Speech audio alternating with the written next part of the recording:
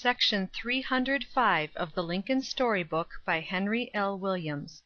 THE LINCOLN PLAN OF CAMPAIGN. This historical document promised at one time to be a problem like the Sibylline Leaves or Czar Peter's will. But Secretary H.C. Whitney declares that it existed as he had it laid before him by the strategist. Running his long finger down the map of Virginia, he said, "We must drive them away from here (Manassas Gap, where indeed were fights over the Keystone), and clear them out of this part of the State, so that they cannot threaten them here (Washington) and get to Maryland."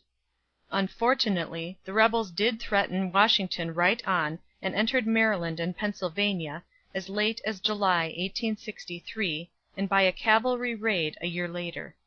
"We must keep up a good and thorough blockade of their ports. We must march an army into East Tennessee and liberate the Union sentiment there."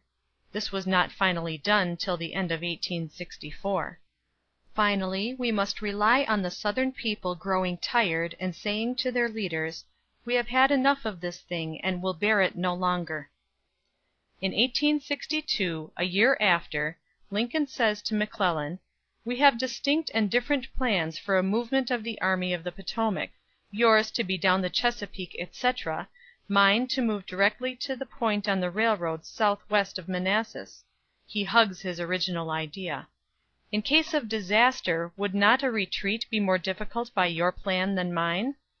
You see the prudence in him esteemed ignorant and consequently blindly rash. All this amounted to nothing when the President trusted fully to Grant as his lieutenant. End of Section 305. This recording is in the public domain.